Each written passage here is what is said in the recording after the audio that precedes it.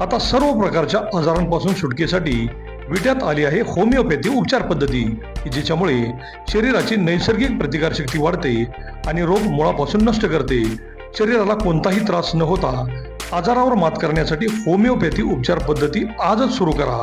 लठ्ठपणा, पोटाचे विकार, सांधेदुखी, स्त्रियांचे आजार, त्वचारोग, पुरुषांचे आजार, थायरॉइड, मूळव्याध, मानसिक आजार, केस गळणे, श्वसनाचे त्रास व लहान मुलांचे आजार यावर मात करण्यासाठी आता सांगली, पुणे, मुंबईला जाण्याची गरज नाही. आजच भेट द्या डॉक्टर शुभम मोरे यांचे वेदा होमिओपॅथी क्लिनिकला.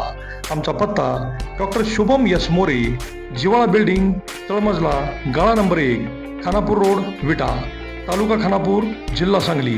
संपर्क 95 61 65 18 19 82 089 15 813.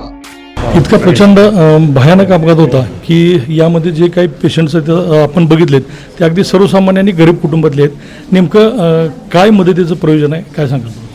नाही, याच्यामध्ये 3 ज्या डेथ झाल्या आहेत, मयत झालेल्या आहेत, त्यांना ST महामंडळाने त्वरित 10 लाख रुपये त्यांच्या कुटुंबाला द्यायचं ठरवलं आहे. या व्यतिरिक्त कलेक्टर महोदय स्वतःबरोबर आलेले आहेत. स्वर्गीय गोपीनाथराव मुंडे अपघात विमा योजना असते त्याचे प्रत्येकाला 2 लाख रुपये मिळतील. आणि अशी कुठलीही घटना घडली की मुख्यमंत्री सहायता निधीतून 4 लाख मिळतात. तर हे झालं डेथच्या बाबतीमध्ये.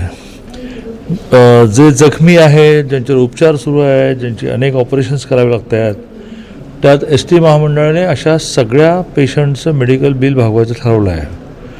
पण या व्यतिरिक्तही आता ज्या प्रकारच्या इंजुरी आहेत त्या 2-2, 3-3, 4-4 महिने फॉलोअप राहणार. माझे स्वतःचे खूप ट्रस्ट आहेत, त्यात मी, माझी बायको कुठेही नसतो, पण वेगवेगळ्या लोकांना पुढाकार घ्यायला लावून आम्ही ट्रस्ट केले आहेत. अनेकांना असं म्हणतो की ह्या ट्रस्टमध्ये तुम्ही मदत करा. त्या ट्रस्टमधून अशा घटनांच्या वेळेला आत्ताही ज्यावेळेला वारकऱ्यांच्या वारीमध्ये ट्रक घुसला, आपल्या जिल्ह्यामध्ये एकूण 3 डेथ झाल्या होत्या.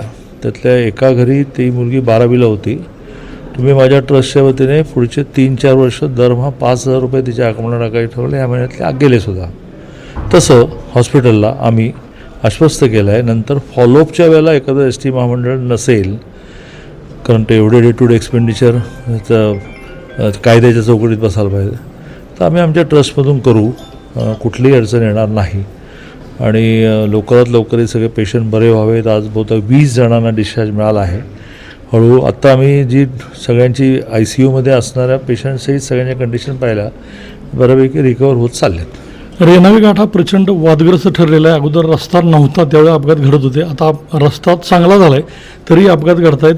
आणि तिथं PWD आणि फॉरेस्ट या दोघांचा प्रचंड वाद आहे. आणि तो रस्ता, त्या आता जी झाडी आहे ती झाडी काढायला फॉरेस्ट आडवं येते. काय सांग? कलेक्टर महोदयांना आज मुद्दाम मी बरोबर घेऊन आलो आहे. ते येत्या 1-2 दिवसामध्ये, त्या आठवड्याभरामध्ये दोन्ही संबंधित अधिकाऱ्यांची एक बैठक बोलावतील आणि एक 1 man deputy collector committee appoint करू की जे तुम्ही म्हणता त्या सगळ्या गोष्टींची शहानिशा करतील किंवा इथलं नेमकं सोल्युशन काय. बऱ्याच वेळा काय होतं, घटना घडली की प्रत्येकजण आपल्या परीने काहीतरी सांगत असतो. ते एकदा निष्कर्षपद येऊ देत आणि मग राज्याचे फॉरेस्ट मिनिस्टर गणेश नाईकांशी बोलून स्पेशल ऑर्डर काढावी लागेल तर काढू. झाडं तोडायची असली तर त्याची परवानगी काढू. थोडं रस्त्याचं वळण वाढवायचं असेल तर त्याचा निष्कर्ष काढायला लागेल. तर कलेक्टर विशेषतः इथल्या लोकल डेप्युटी कलेक्टराची जबाबदारी करतील आणि ते त्याचा अहवाल सादर करतील. होते चंद्रकांत दादा पाटील आणि यांनी आत्ता जे सांगितलं की लवकरच रस्त्याचं